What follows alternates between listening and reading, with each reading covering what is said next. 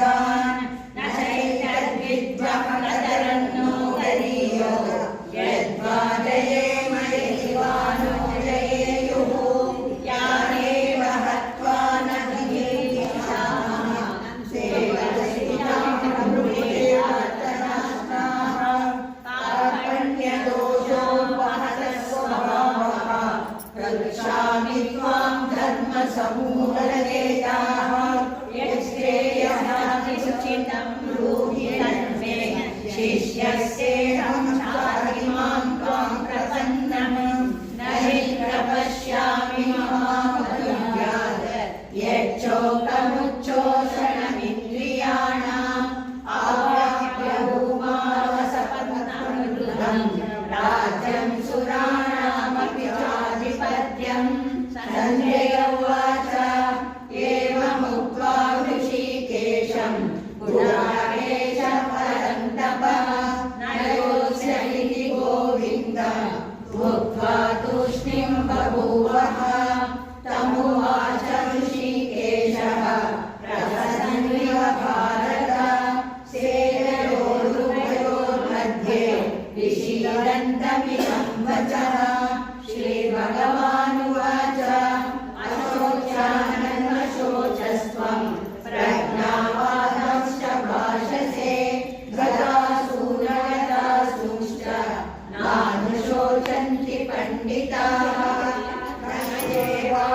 नैवाहमनासं न तं देवेन्द्रनाधिपाः न चैव न भविष्यामः सर्वे वयमतः परम् देहिनोऽस्मिन् यथा देहे कौमारं यौवनं जरा तथा देहान्तरप्राप्तिः धीरस्तत्र न मुह्यते मात्रा स्पर्शास्तु कौन्तेय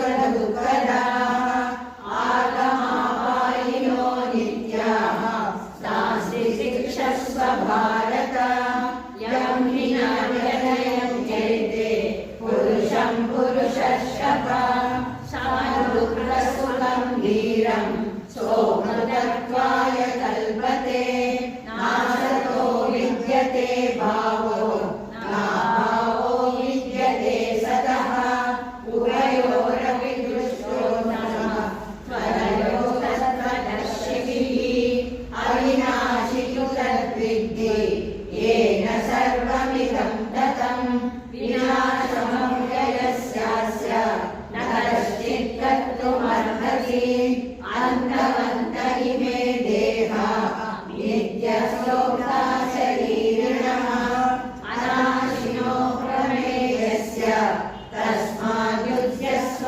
भारत ययेनं वेत्ति हन्तारं यश्चैनं मन्यते हतम् उभौ तौ न विजानीतो नायं हन्ति न हन्यते न जायते म्रियते वा कदाचित् नायं भूत्वा भविता वा न भूयः अजो नित्यशाश्वतोऽयं पुराणो न हन्यते हन्यमाने शरीरे वेदा विनाशिनं नित्यं जयेन पदमव्ययं कथं स पुरुषः पार्थ कं घातयति हन्तिकं वासांसि जीर्णानि यथा विहाय नवानि गृह्णाति नरोपराणि तथा शरीराणि विहाय जीर्णानि नव्यानि संयाति नवानि देहि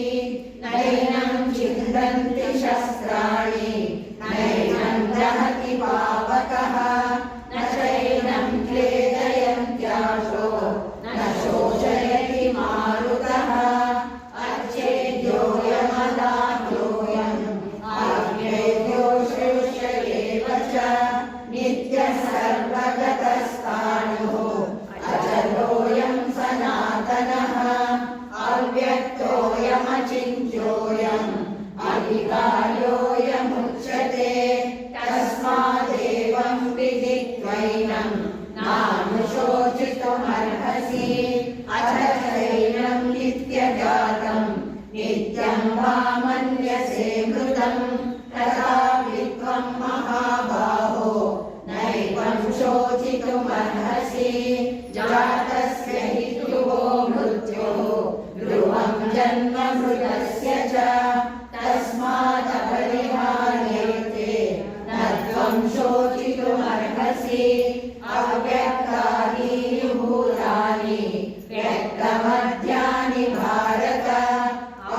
व्यक्तनिधनान्येव तत्र का परिदेवना आश्चर्यवत् पश्यति कश्चिदेनम् आश्चर्यवत् वदति नैव चान्यः आश्चर्यवच्चैनमन्यमनोति श्रुत्वा ज्ञेयं ध्यायते महतो भयात् व्यवसायात्मिका बुद्धिः एकेह गुरुनन्दन बहुशाखायनवाधिकारस्ते मा फलेषु कदाचन मा कर्मफलहेतुर्भुः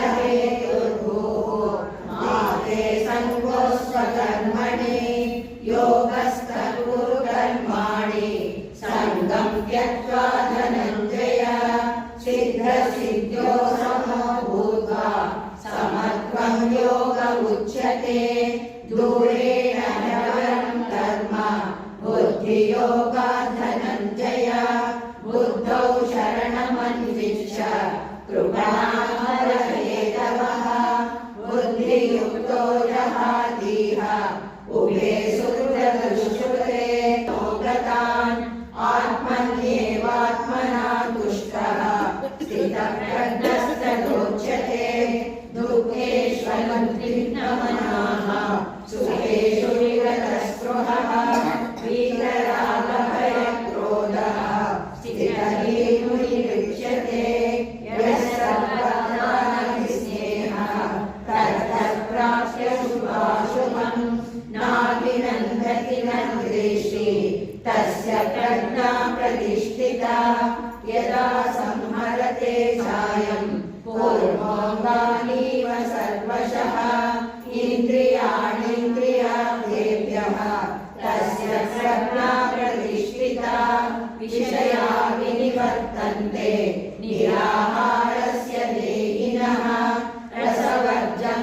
रसोऽप्यस्य परं दृष्ट्वा निवर्तते यततो ह्यभिचूपजायते संगात् सञ्जायते कामः कामात् क्रोधो विजायते क्रोधात् भवति सम्मोहः सम्मोहात् स्मृतिविभ्रमः स्मृतिभ्रंशात् बुद्धिनाशो बुद्धिनाशात् प्रणश्यति रागद्वेषवियुक्तैस्तु विषयानिन्द्रियैश्चरन् आत्मवश्यैर्विधेयात्मा प्रसादाधिगच्छति प्रसादे सर्वदुःखानां हानिरस्योपजायते प्रसन्नां हि स्थितिर्वार्ता नैनां प्राप्य विमुह्यति स्थिता सामन्तकालेऽपि ब्रह्मनिर्वाणमुच्यते ॐ तत्सदिति श्रीमद्भगवद्गीतासु उपनिषत्सु ब्रह्मविद्यायां योगशास्त्रे श्रीकृष्णार्जुनसंवादे सांख्ययोगो नाम द्वितीयोऽध्यायः। ಶ್ರೀಕೃಷ್ಣಾರ್ಪಣಮಸ್ತು. ತಕ್ಕಂಗೆ ಕೆಲವರು ರಾತ್ರಿ ಪ್ರಯಾಣ ಮಾಡೋದು ಬೇಡ ಅನ್ಕೊಂಡು ಒಟ್ಟಲ್ಲಿ 3 ಬ್ಯಾಚಲ್ಲಿ ಹೋದ್ವಿ. ಅದು ಅಲ್ಲಿ ಹೋದ್ಮೇಲೆ ಎಲ್ಲ ಒಂದೇ, ಹೋಗೋದು ಬರೋದು ಮಾತ್ರ ಬೇರೆ ಬೇರೆ ಅಷ್ಟೇ. ಅಲ್ಲಿ ಹೋದ್ಮೇಲೆ ಎಲ್ಲರೂ ಅಥವಾ ಮತ್ತು ರಾತ್ರಿ ಪ್ರಯಾಣ 25ನೇ ತಾರೀಕು ಬೆಳಗ್ಗೆ ಸೇರಿದ್ವಿ. ಸೇರಿದ್ಮೇಲೆ ಎಲ್ಲ ಅವತ್ತಿನ ದಿವಸ ಕೆಲವು ಫ್ರೀ ಇತ್ತು ನಮಗೆ. ಸೊ ನಾವು ಕೊಲ್ಲೂರು, ಮೂಕಾಂಬಿಕೆ, ಆಮೇಲೆ ಗಣಪತಿ ದೇವಸ್ಥಾನ, ಇದು ಆಮೇಲೆ ಹೂವಿನಕೆರೆ ಎಲ್ಲ ಆ ಕಡೆ ಸುತ್ತಮುತ್ತಲು ಅಂಬಲ್ಪಾಡಿ ಎಲ್ಲ ನೋಡಿಕೊಂಡು ಆಮೇಲೆ ಅವತ್ತು ಸಾಯಂಕಾಲ ಅಲ್ಲೇ ಅಂಬಲ್ಪಾಡಿನಲ್ಲೇ ಮಂಗಳೂರಲ್ಲೇ ಎಲ್ಲ ನೋಡಿಕೊಂಡು ಎಲ್ಲ ಅಲ್ಲೇ ಸುತ್ತಾಡ್ಕೊಂಡಿದ್ವಿ. ಮಳೆ ಬರ್ತಾ ಇತ್ತು, ಆದರೆ ನಿಂತು ಹೋಗ್ತಾ ಇದ್ದಾಗ ಛತ್ರಿ ಇಟ್ಕೊಂಡಿದ್ವಿ, ಎಲ್ಲ ಕಡೆ ಓಡಾಡ್ಕೊಂಡಿದ್ವಿ. ಅದ್ರ ಮಾರನೇ ದಿವಸ ಅಂದ್ರೆ ಭಾನುವಾರ ನಮ್ಮ ಪ್ರೋಗ್ರಾಮ್ ಇದ್ದಿದ್ದು. ಅದು ಭಗವದ್ಗೀತೆ 2 ಗ್ರೂಪ್ ಮಾಡ್ಕೊಂಡಿದ್ವಿ, 10 ಜನದ್ದು. ಫಸ್ಟ್ ಗ್ರೂಪು, ಸೆಕೆಂಡ್ ಗ್ರೂಪ್ ಅಂತ. 7 ಬೆಳಗ್ಗೆ 7 ಗಂಟೆಯಿಂದ 10 ಗಂಟೆ ತನಕ ಒಂದು ಗ್ರೂಪು, 10ರಿಂದ 1 ಗಂಟೆ ತನಕ ಒಂದು ಗ್ರೂಪ್ ಇತ್ತು. ಸೊ 2 ಗ್ರೂಪುನು ಚೆನ್ನಾಗಿ ಭಗವದ್ಗೀತೆ ಹೇಳಿದ್ವಿ, ದೇವರಿಗೆ ಅರ್ಪಿಸಿದ್ವಿ ದೇವರಿಗೆ. ಆಮೇಲೆ ನಾವು 2ನೇ ಗ್ರೂಪಲ್ಲಿ ನಾನು ಮೇಡಮ್ ಎಲ್ಲ ಇದ್ವಿ. ಸ್ವಲ್ಪ ನಮಗೆ ಟೈಮ್ ಇತ್ತು, ಅದರಿಂದ ಅಂದ್ರೆ ನಮಗೆ ಕೊಟ್ಟಿರೋ ಟೈಮಲ್ಲೇ ಮಿಕ್ಕಿತ್ತು. ಅದರಲ್ಲಿ ನಾವು ವಿಷ್ಣು ಸಹಸ್ರನಾಮನು ಹೇಳಿದ್ವಿ. ಸೊ ಅದು ದೇವರಿಗೆ ಅರ್ಪಿಸಿದ್ದಾಯಿತು. ಆಮೇಲೆ ಮಠದಲ್ಲೇ ಊಟ ಮಾಡಿಕೊಂಡು, ಕೃಷ್ಣ ಮಠದಲ್ಲೇ ಎಲ್ಲರೂ ಊಟ ಮಾಡಿಕೊಂಡು ತಿರ್ಗಾ ಸಾಯಂಕಾಲ 4ರಿಂದ 6 ನಮಗೆ ದೇವರು ನಮ್ಮದ್ದು ಸ್ಲಾಟ್ ಇತ್ತು.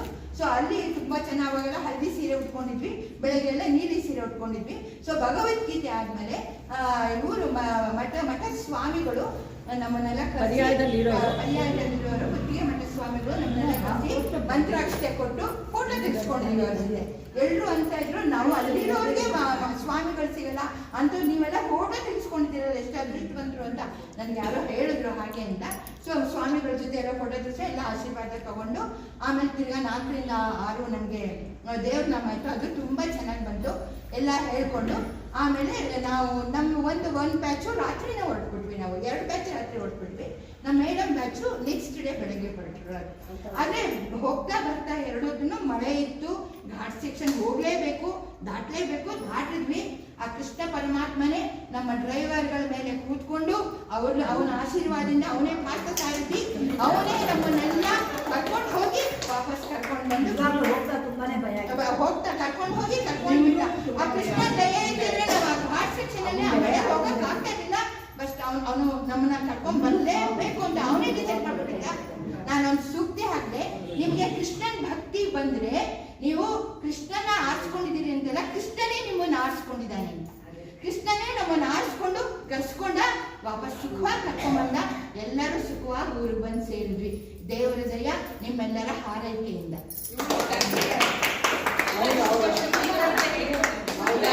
ಅರೇಂಜ್ಮೆಂಟ್ಸ್ ತುಂಬಾ ಚೆನ್ನಾಗಿತ್ತು, ಎಲ್ಲ ಅರೇಂಜ್ಮೆಂಟ್ಸು, ಹೋಟೆಲ್ ರೂಮು ಎಲ್ಲಾನು ಮಾಡ್ಕೊಂಡು ಎಲ್ಲ ತುಂಬಾ ಚೆನ್ನಾಗಿತ್ತು. ಆಮೇಲೆ ನಮ್ಮ ಮೇಡಮ್ ಗೈಡೆನ್ಸು, ಪಾಪ ಅವರು ಮಳೆನಲ್ಲೂ ನಮ್ಮ ಜೊತೆ ಬಂದು ಎಲ್ಲ ಮಾಡಿದ್ರು. ವರಲಕ್ಷ್ಮಿ ನಮ್ಮ ಭಗವದ್ಗೀತೆ ಹೇಳ್ಕೊಟ್ರು.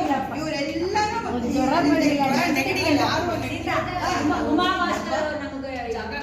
ಹೌದು. ಅಲ್ಲ ಸರಿ, ನಾನು ಉಡುಪಿಗೆ ಹೋಗಿ ಹೇಳ್ತಾ ಇದ್ದೀನಲ್ಲ, ಅದ್ರ ಉಡುಪಿ ಕನೆಕ್ಟೆಡ್